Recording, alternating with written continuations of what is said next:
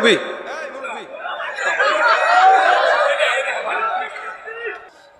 আপনারা অকামের বিষয় নিয়ে এত পড়ে থাকেন, কি একটা আজীব অবস্থা। মুরব্বী বললাম না, কাকা বললাম। আল্লাহ কাকারে নেক হায়াত দান করুন। নবী বলেন কেউ আমার পাশে আছে, কে? রাসূল বলেন আমার পাশে যেই ঘরটা, ওই ঘরে সে থাকবে। আউলান নাসি বি ইয়াউমাল কিয়ামা আকসারুহুম আলাইয়া সালাত। যে দুনিয়াতে বেশি পরিমাণে আমার উপর দুরূদ পড়বে, আমার পাশের ঘরে জান্নাতে সে থাকবে। তাই গর্বটা কি কম না বেশি? একদম মিলাদুন নবী করতে করতে জান ফানা ফানা করে ফেলায়। দুরূদ শরীফ জিজ্ঞাসা করেন, একটা দুরূদ পড়তে পারে না। দুরূদ ইব্রাহিম পড়তে পারে না। রাসূল সাল্লাল্লাহু আলাইহি ওয়াসাল্লাম অসংখ্য দুরূদের ছোট্ট একটা দুরূদ পড়তে পারে না। পারে কি? ইয়া নবী সাল্লাল্লাহু আলাইকা। সুন্দর, এটা পড়তে আমাদেরও ভালো লাগে। রাসূলের উপরে সালাম পৌঁছান, ঠিক আছে, কিন্তু আকীদাটা কি নিচ্ছে? এজন্য ইবাদতকে মহব্বতের ক্ষেত্রে মহব্বতের মাপকাঠি জানা উচিত। আমি ওদিকে যাচ্ছি না, যেহেতু আপনারা সব কথা বলে গেছেন। ইবাদতের মাপকাঠি জানা, মহব্বতের মাপকাঠি জানা উচিত, কতটুকু করলে মহব্বতের লেভেল পজিশনে থাকে। রাসূল সাল্লাল্লাহু আলাইহি ওয়াসাল্লামকে মহব্বত করতে যায় মানুষের কাতার থেকে ফেরেশতা বানায় দেয়, নূর বানায় দেয়। অথচ আল্লাহ পাক রব্বুল আলামিন ফেরেশতাদেরকে নূরের বানাইছেন, জিন্নাতদেরকে আগুনের বানাইছেন। কি দিয়া? আগুন। মানুষকে বানাইছেন কি দিয়া? মাটি। তাহলে আগুন, নূর আর মাটি। তাহলে আল্লাহ পাক রব্বুল আলামিনের হাবিবের উপর আল্লাহ বলেন লাকাদ জাআকুম রাসূলুম মিন আনফুসিকুম। তোমাদের মধ্য থেকেই তোমাদের নিকট একজন রাসূল এসেছেন, তোমাদের মধ্য থেকে, তোমাদের মতোই। তার মানে আমাদের মধ্য থেকে আমাদের মতো রক্তে মাংসে গড়া মানুষ ঠিকই, কিন্তু পার্থক্য আছে না নাই? আছে না নাই? বর্তমানের উপদেষ্টা মণ্ডলী যারা আছেন এরাও মানুষ, আমরাও মানুষ, পার্থক্য। সমন্বয়ক যারা তারাও মানুষ, আমরাও মানুষ, পার্থক্য। কিন্তু এই সমন্বয়কদেরকে 1 বছর আগে কেউ পাত্তা দিছে? কত মানুষ তাদেরকে দেখছে, দামি নাই, কে এটা, এই সেই। কিন্তু এখন ছবি তোলার জন্য পাগল। কেন? তার কর্মের কারণে। আল্লাহ পাক রাসূল করিম সাল্লাল্লাহু আলাইহি ওয়াসাল্লামকে একটা আখলাক দিয়েছেন, আখলাকের কারণে রাসূলকে দামি বানিয়ে দিয়েছেন। এই কারণে সারা বিশ্বের ভিতরে সবচেয়ে দামি রাসূল, সব নবীদের চেয়ে দামি রাসূল। নবী বলেন তখন থেকে আমি নবী যখন আদম নবী হয় নাই। সুবহানাল্লাহ। আল্লাহ পাক রব্বুল আলামিন রাসূলকে এত সম্মানিত করেছেন। আমাদের মতোই মানুষ, কিন্তু পার্থক্য আছে। আমরাও মানুষ, নবী করিম সাল্লাল্লাহু আলাইহি ওয়াসাল্লাম মানুষ, কিন্তু পার্থক্য কোথায়? আমাদের কাছে ওহী আসবে না, নবীর কাছে ওহী আসছে। আল্লাহ পাক রব্বুল আলামিনের হাবিব রাসূল আল্লাহ পাক থেকে মনোনীত। পার্থক্য এগুলাই। এই কারণে রাসূল করিম সাল্লাল্লাহু আলাইহি ওয়াসাল্লামের বারাআত জাহির করার জন্য আল্লাহ পাক অসংখ্য আয়াত কোরআনে নাযিল করেছেন। কারো ব্যাপারে এত শক্ত আয়াত আল্লাহ পাক নাযিল করেন নাই। আল্লাহ পাক বলেন ইন্নাকা লাআলা খুলুকিন আযীম। সারা দুনিয়ার ভিতরে আপনাকে আমি উত্তম আখলাকওয়ালা নবী বানায় দিলাম। সুবহানাল্লাহ। এনেই নবীর আখলাক। কেউ যদি মঞ্চে মানে সে দামি, কেউ ঘরে মানবে সে দামি, কেউ সংসদে মানবে সে দামি। যেখানেই মানুক না কেন প্রত্যেকটা মানুষ দামি হবে শুধুমাত্র রাসূলের আখলাক মানার কারণে। আল্লাহ পাক সম্মান দিতে যায় নবী করিম সাল্লাল্লাহু আলাইহি ওয়াসাল্লামকে এত মর্যাদা দিয়েছেন, এত মর্যাদা দিয়েছেন যে আল্লাহ পাক রব্বুল আলামিন জান্নাত, জান্নাত সহ আসমান, জমিন, গ্রহ নক্ষত্র যা আছে, এমনকি আল্লাহ পাকের আরশ, আল্লাহ পাকের সব জায়গায় আল্লাহ পাক একজনের নাম লিখে রেখেছেন, তার নাম মুহাম্মদুর রাসূলুল্লাহ। জান্নাতের অলি গলিতে, জান্নাতের গেটে গেটে, দরজায় দরজায়, আল্লাহ পাকের আরশে, সব জায়গায় নাম একটাই, মুহাম্মদুর রাসূল। পার্থক্য তো এই জায়গায়। এজন্য ভাইরা আমার, রাসূলকে সম্মান, মুজিজা, সম্মান আল্লাহ পাক এত দিয়েছেন যে আপনাকে আমাকে, এই যে আমাদের নায়েবে আমিনুল মুজাহিদিন আসবেন, আপনারা কি মহব্বত করেন কিনা? আচ্ছা, কতটুকু করেন বলেন? হ্যাঁ, জীবনের চেয়েও বেশি।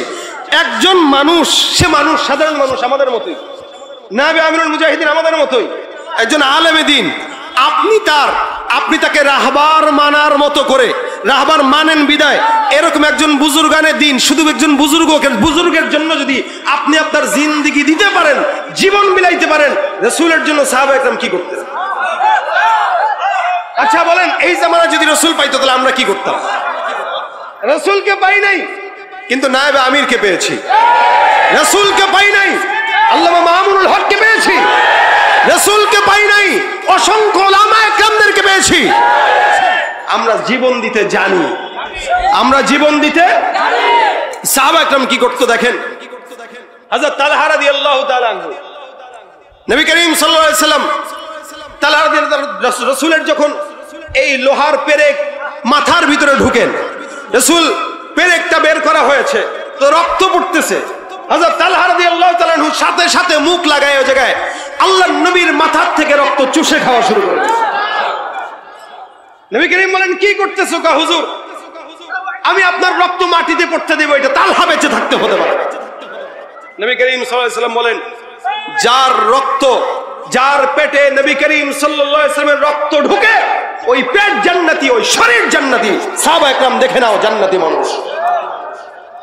রাসূলের ব্যাপারে এরকম মহব্বত যদি থাকে, আরে আমি তো এটা বলি একজন আলেমে দ্বীন, একজন বুজুর্গানে দ্বীন, নাবে আমিরুল মুজাহিদিনের ব্যাপারে যদি আপনার মনের বাসনা এটা থাকে, ডাক দিলে এখন আমরা তার জন্য মৃত্যুবরণ করতে রাজি। সেই ক্ষেত্রে রাসূলের জন্য তো একবার নয় 1 কোটি বার যদি মৃত্যুবরণ করতে হয় রাজি আছি কারা কারা?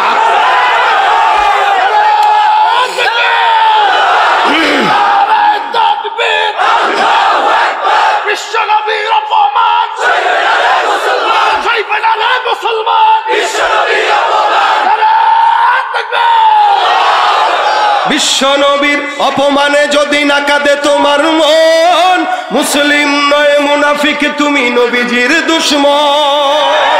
নবীর প্রেমে জীবন দেবে কে আছো নওজোয়ান, তাকবীর তুলে সিংহ শাবক হও তুমি আগুয়ান। তোমার বুকে ইমানের বল, জবানে আল কোরআন, ভয়ে কাঁপে কাপুরুষ সব আর নরাধম শয়তান। জীবনের চেয়ে বুকে আছে বেশি নবীজির সম্মান, কেমনে তুমি থাকবে বসে হলে তার অপমান। তুমি সাচ্চা মুসলমান, ইমান তোমার ধন, নবীর প্রেমে জাগ্রত তুমি নির্ভীক পালোয়ান। আওয়াজ দিয়া সাচ্চা মুসলমান, ইমান নবীর প্রেমে জাগ্রত তুমি নির্ভীক পালোয়ান। শ্রেষ্ঠ নবীর ব্যঙ্গ করে পাপিষ্ঠ আর বদনসিব, আমরা তাদের ঘৃণা জানাই ধিকে ধিকে ধিকে শতধিক। জাতিসংঘের কাজে কি তবে দর্শক হয়ে থাকবে চুপ? সাম্প্রদায়িক সম্প্রীতি আর যাচ্ছে ভেঙে পাচ্ছে লোক। আজকে যারা কুলাঙ্গারের পক্ষপাতী করছো সব, তোমরা কেউ ছাড় পাবে না, শক্ত ধরা পড়বে ঠিক।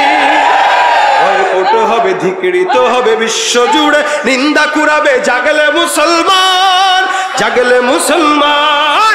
সাচ্চা মুসলমান, ইমান তোমার ধন, নবীর প্রেমে জাগ্রত তুমি নির্ভীক পালোয়ান। তুমি সাচ্চা মুসলমান, ইমান তোমার ধন, নবীর প্রেমে জাগ্রত তুমি নির্ভীক। নিষ্ঠ উদার দয়ার আধার রহমাতুল লিল আলামিন, তার অপমান করেছে যারা দুষ্ট ইতর অশালীন। তার পরশের ছোঁয়া পেল ইউরোপ থেকে সুদূর চীন, তার শানে কেউ বললে কথা মানবে না তা এই জমিন। কেউ কখনো কোথাও যদি সাহস দেখায় ফের এমন, মুসলিম জাতিসংঘ গড়ে জবাব দিবে বীর মুমিন। এরাও করো ওদের গদি, ভুলের ক্ষমা না চায় যদি, জোরে হাকো আজান, জোরে হাকো আজান। সাচ্চা মুসলমান, নবীর প্রেমে নির্ভীক পালোয়ান। তুমি সাচ্চা মুসলমান, ইমান তোমার ধন, নবীর প্রেমে জাগ্রত তুমি নির্ভীক পালোয়ান। ঠিক কিনা? রাসূলের জন্য জীবন দিতে তৈয়ার ইনশাআল্লাহ। শুধুমাত্র মুখে মুখে আমাদের মহব্বত না, মুখে মুখে মহব্বত কোত্থেকে? এজন্য রাসূল করিম সাল্লাল্লাহু আলাইহি ওয়াসাল্লাম বলেন লা ইউমিনু আহাদুকুম হাত্তা ইয়াকুনা হাওয়াহু তাবাআন লিমা জিতু বি। যেই সমস্ত আমি নিয়ে এসেছি যেগুলা, যতক্ষণ এগুলা না মানবা ততক্ষণ মুমিন বলা যাবে না।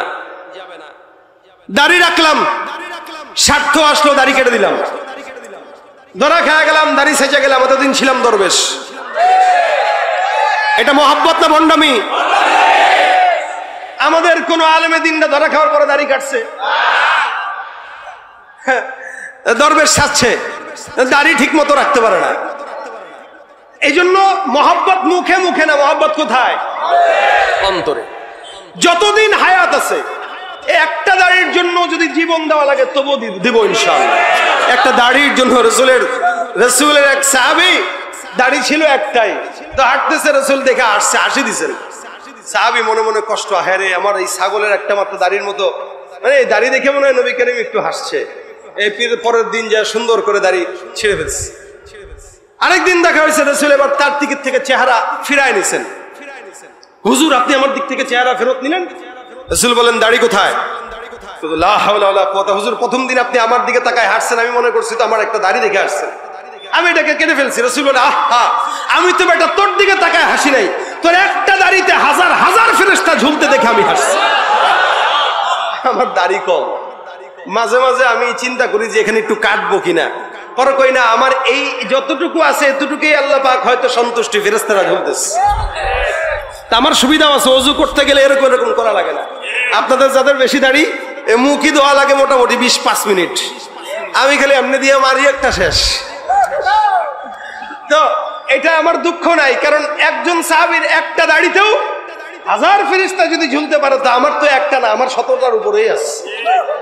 তার মানে দাড়ি একটা হইলেও ফেরেশতা থাকে কি থাকে না?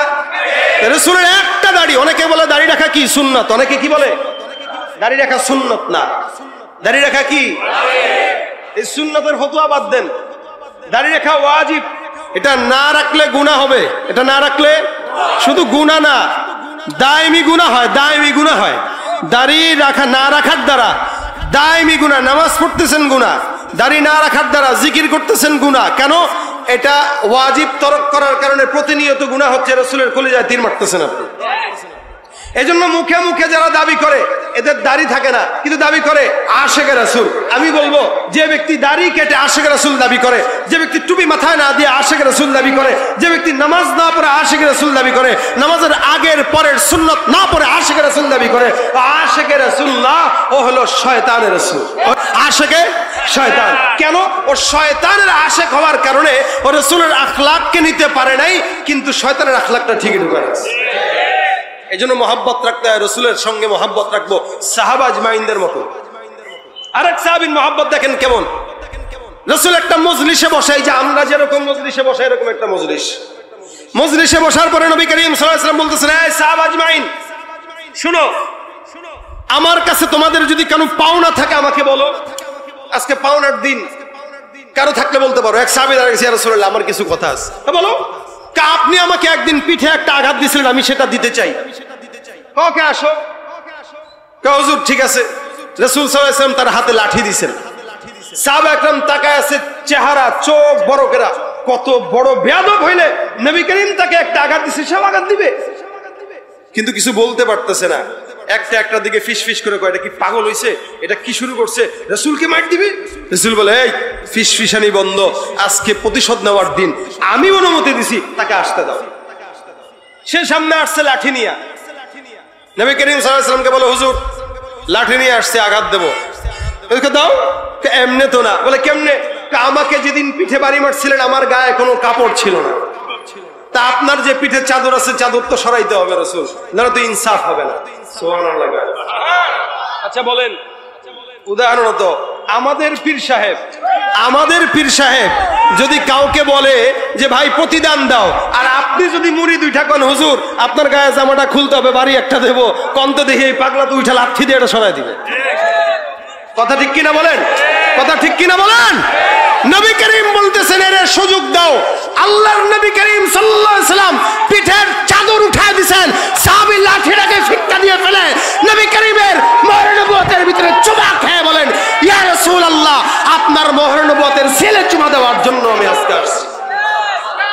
রাসূল করিম সাল্লাল্লাহু আলাইহি ওয়াসাল্লাম চাদর উঠায় দিয়েছেন, রাসূল চাদর উঠায় দিয়েছেন। আল্লাহর নবী সাল্লাল্লাহু আলাইহি ওয়াসাল্লামের সাহাবী রাসূলকে জড়ায় ধরে রাসূলের এই মাঝ বরাবর যেই চিহ্ন ছিল মোহর নবুয়তের চিহ্নের ভিতরে চুমা খেয়ে বসছেন। নবী করিম বলেন, কি করলা তুমি এটা? সাহাবী ডাক দিয়া বলতেছেন, ইয়া রাসূলুল্লাহ, আল্লাহর কসম করে বলি আমি সাহাবী হইতে পারি, আমার কাছে জান্নাতে যাবার কোনো ওসিলা নাই। নবী, আমি কিয়ামতের ময়দানে আল্লাহর কাছে বলতে চাই, আল্লাহ আমার এই ঠোঁট বড় দামি ঠোঁট, কেন? রাসূলের মোহরে নবুয়তের সিল মোবারকে আমার ঠোঁটের সম্পর্ক আছে, হয়তো আমার আল্লাহ পাক এই ওসিলা দিয়ে আমাকে জান্নাত দিয়ে দিবেন। নবী করিম সাল্লাল্লাহু আলাইহি ওয়াসাল্লাম বলেন, তোর ঠোঁটে আমি রাসূলের মোহর নবুয়তের চিহ্ন যেহেতু লেগে গেছে, আল্লাহ তোকে অবশ্যই জান্নাত দান করে দিবেন। এটা ছিল রাসূলের প্রতি সাহাবা আজমাইনদের মহব্বত। আপনার আমার মহব্বত কি? ধান্দার মহব্বত। জিলাপি থাকলে মহব্বত, জিলাপি নাই মহব্বত নাই। এজন্য আমাদের মহব্বত যেটা জিলাপি কেন্দ্রিক, মিষ্টি কেন্দ্রিক, এই মহব্বতটাকে বাদ দিয়ে রাসূলের খাঁটি মহব্বতে আমাদের মনোযোগ দেওয়া দরকার, আছে না নাই? আজকে আমি আপনাদেরকে একটা কথা বলতে চাই লাস্ট পর্যায়ে এসে। কি কথা? এটা কোন মাস আরবি বলেন জোরে? রবিউল আউয়াল মাস।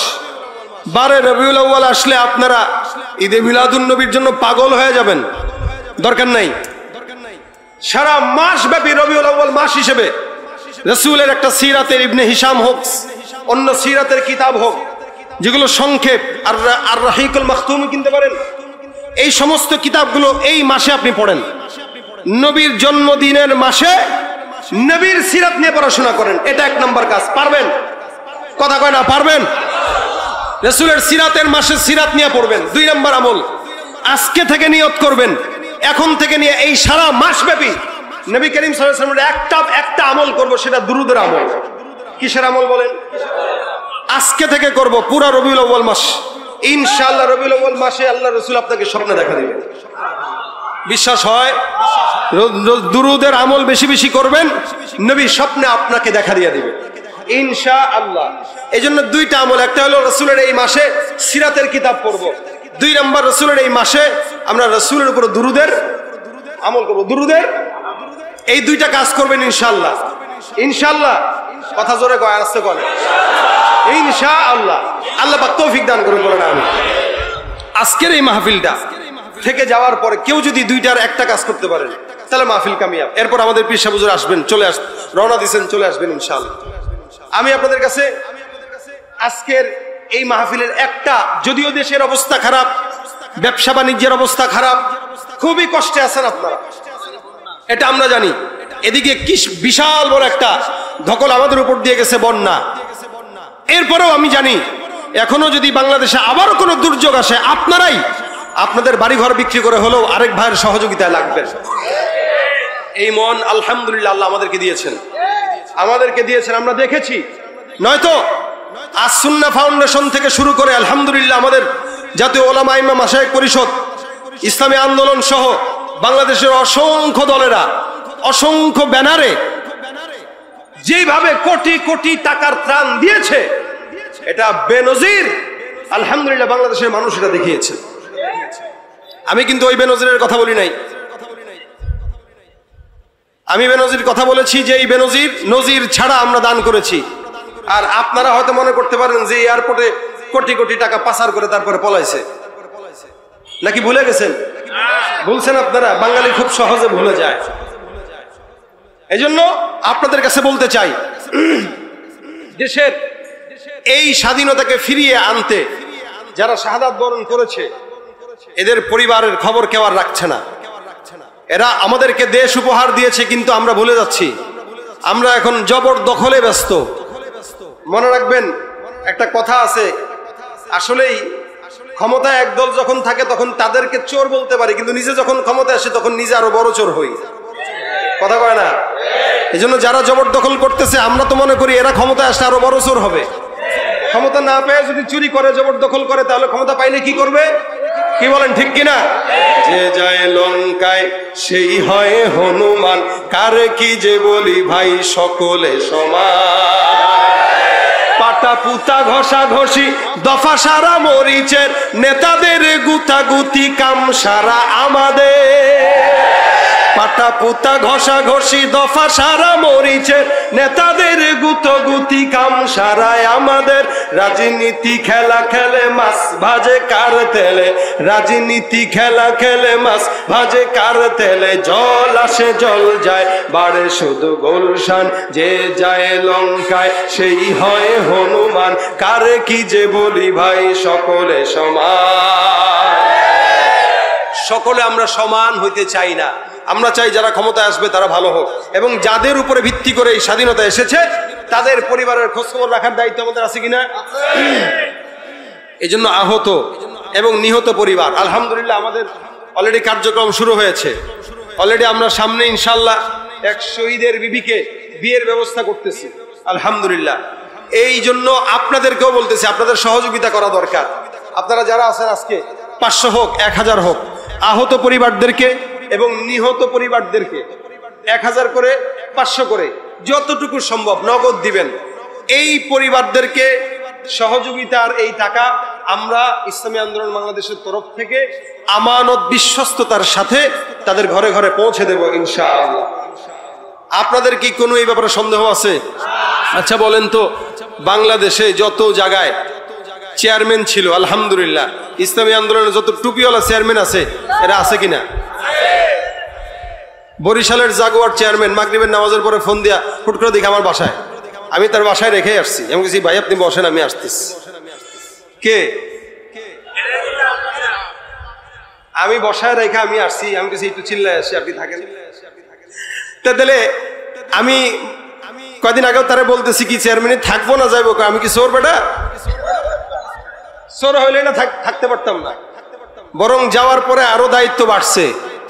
দায়িত্ব আমার মাগুরার চেয়ারম্যানকে আমি ফোন দিয়ে বলছি কি খবর, চেয়ারম্যানে আছে না গেছে? ভাই চেয়ারম্যানে আরো বাড়ছে। আলহামদুলিল্লাহ চোররা বিদায় হয়, আমানতদারীরা থেকে যায়। এজন্য আপনাদের আমানতের বিশ্বস্ততা আমাদের উপরে রাখতে পারেন ইনশাআল্লাহ। টুপিওয়ালাদের কাছে যদি দায়িত্ব দেন ইনশাআল্লাহ আমানতের খেয়ানত হবে না। হ্যাঁ 2-1টা যদি হয় সেটা ভিন্ন, এটা সব জায়গায় হইতে পারে, কিন্তু ইনশাআল্লাহ এ পর্যন্ত যারাই আছে কারো ব্যাপারে কোনো বিচার নাই। আমাদের কিন্তু একটা বিচারের জায়গা আছে, আমাদের বিচারের জায়গা আছে। বরিশালে হেদায়েতুল্লাহ আজাদী সাহেবকে কাছে রেখে নায়েবে আমিনুল মুজাহিদিন বলেছিলেন এই যে আজাদি যদি 2 নম্বরই করে বিচারের জায়গা আছে। পীর সাহেব বলছিলেন কিনা? তাহলে এই বিচারের জায়গা আছে। সুতরাং যদি কেউ ভুল করে সোজা বলবেন যে হুজুর আপনার চেয়ারম্যান এগুলা করতেছে, চেয়ারম্যান বলবে, পীর সাহেব বলবে ঠিক আছে চেয়ারম্যানই দরকার নেই। কি বলেন ঠিক না? এই জন্য আমাদের উপরে বিশ্বাস রাখতে পারেন। শুধু ইসলামী আন্দোলনের কথা বলবো না, আমি তো বলতে চাই বাংলাদেশকে ইসলামী রাষ্ট্র করতে গেলে বর্তমানে ইসলামী আন্দোলন সহ যত দল আছে প্রত্যেকটা ইসলামী দলের ঐক্য জোট হওয়া দরকার। সমস্ত ইসলামী দল এককভাবে ঐক্য গঠন করে বাংলাদেশের ভাগ্যাকাশে কোরআন সুন্নাহর আলো অবশ্যই আনার জন্য এই ঐক্য জোট হওয়া দরকার, ঠিক কিনা বলেন? জামাতে ইসলামী, খেলাফত মজলিস, অন্যান্য যেই দল আছে সমস্ত ইসলামী দলগুলো একসঙ্গে হয়ে যদি কাজ করে বাংলাদেশে কোনো দুর্নীতিবাজ, চাঁদাবাজ, সন্ত্রাসী কেউ বাংলাদেশে কোনোদিন ঠাঁই পাবে ইনশাআল্লাহ। এই জন্য আপনাদের সহযোগিতা কামনা করছি আমরা। আজকের এই মজরা আমি দেখতে চাই কারা কারা আছেন 1000 করে 500 করে দিবেন শহীদ আহত পরিবারদের জন্য। একটু হাতটা উঠায় দেন আমাদের স্বেচ্ছাসেবক ভাইরা। মাশাআল্লাহ আমার খুব কাছের বন্ধুবর শরীফ মাহমুদ সাহেব সর্বপ্রথমে 1000 টাকা দিয়ে উদ্বোধন করেছেন। আলামিন ভাই 2000 টাকা, আলহামদুলিল্লাহ। ইসলামী আন্দোলনের সভাপতি আর কে আছেন? আর কে আছেন?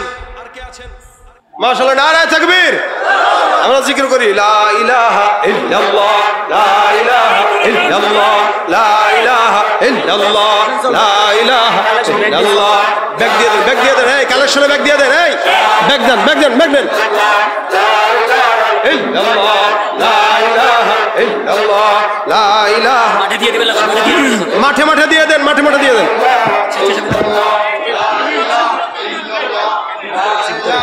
মাঠে দিয়ে দাও, মাঠে দিয়ে দাও। কে বললো হুজুর আসে গেছে? কথা বললো শেষ তো বলা শেষ। সালাবেলে বলছে, সালাবেলে বলছে।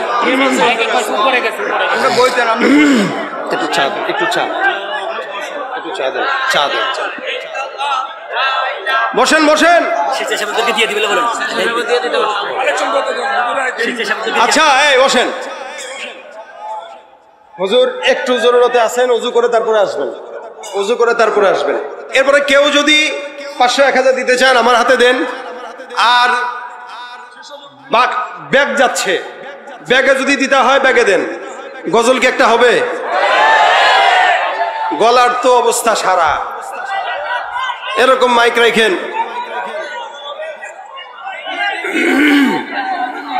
দরিস হুজুর আপনি ওয়াজ করছেন?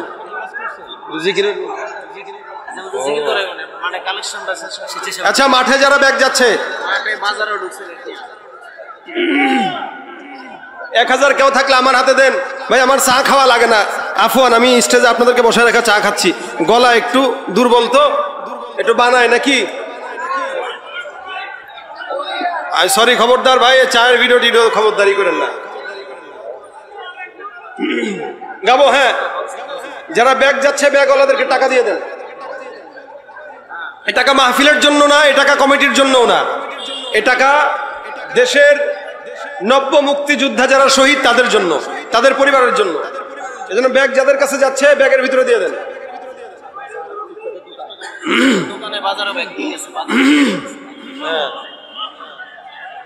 1000 টাকার আছেন কেউ? আর 1000 টাকার কেউ আছেন?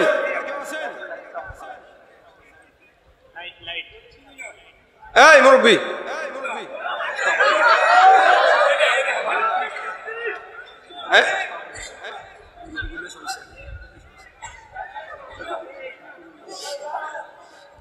আপনারা অকামের বিষয় নিয়ে এত পড়ে থাকেন, কি একটা আজীব অবস্থা। হয়ে গেছে, হয়ে গেলে উঠানো আসেন, হয়ে গেলে এখানে নিয়ে আসেন, বসেন সবাই।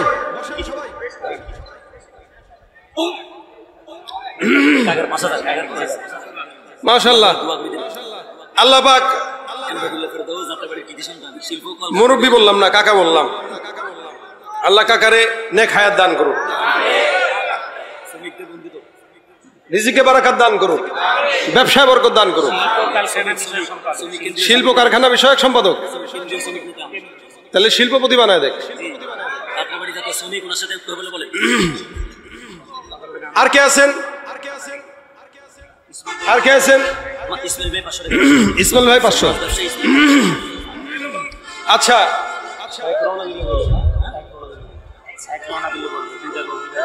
আচ্ছা আচ্ছা বলেন, এই ভাইরা আমার, কি গজল শুনবেন বলেন?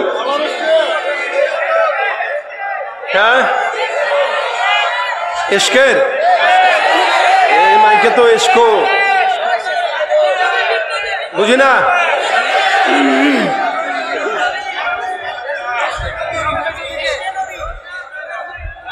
আচ্ছা ঠিক আছে। দেশটা নয়তো কারো বাপের ভিটা, করবে মন চাহিলেই যখন যেটা। দেশটা নয়তো কারো বাপের ভিটা, করবে মন চাহিলেই যখন যেটা। দেশটা নয়তো কারো স্বামীর ভিটা, করবে মন চাহিলেই।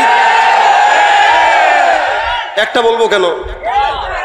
দেশটা লক্ষ মায়ের ইজ্জতেরই দামে কেনা, মাটিতে মিশে আছে লাখ শহীদের রক্ত কণা। দেশটা লক্ষ মায়ের ইজ্জতেরই দামে কেনা, মাটিতে মিশে আছে লাখ শহীদের রক্ত কণা। শহীদের রক্তের দামে কেনা মোদের সোনার ভিটা, সাইদের রক্তের দামে কেনা মোদের সোনার ভিটা। তবে কেন অভ্যাস হলো বিদেশিদের কদম চাটা। দেশটা নয়তো কারো বাপের ভিটা, করবে মন চাহিলেই যখন যেটা। দেশটা নয়তো কারো বাপের ভিটা, করবে মন চাহিলেই যখন যেটা। যে দেশের মাটি থেকে গন্ধ আসে ওই কালেমার, সে দেশের আকাশ ছুঁয়ে রয়ে দাঁড়িয়ে কত মিনার। যে দেশের মাটি থেকে গন্ধ আসে ওই কালেমার, সে দেশের আকাশ ছুঁয়ে রয় দাঁড়িয়ে কত মিনার, আজানের সুরে সুরে জীবন যাদের বেড়ে ওঠা, আজানের সুরে সুরে জীবন যাদের বেড়ে ওঠা, সে দেশে আজকে কেন নাস্তিকতার ঘনা ঘটা। দেশটা নয়তো কারো বাপের ভিটা, করবে মন চাহিলেই যখন যেটা, দেশটা নয়তো কারো বাপের ভিটা, করবে মন চাহিলেই যখন যেটা, ঠিক কিনা? যারা আজ চিল্লাইতেছে স্বাধীনতা স্বাধীনতা, দেশ নয় তাদের আজই তাদের লাগে মাথা ব্যথা। আসলে মোদের হলো বদনসিবার কপাল ফাটা, আসলে মোদের হলো বদনসিবার কপাল ফাটা, তাই যায় বারে বারে তাদের হাতেই ক্ষমতাটা, তাই দেই বারে বারে ওদের হাতেই ক্ষমতাটা। দেশটা নয়তো কারো বাপের ভিটা, করবে মন চাহিলেই যখন যেটা, দেশটা নয়তো কারো বাপের ভিটা, করবে মন চাহিলেই যখন যেটা।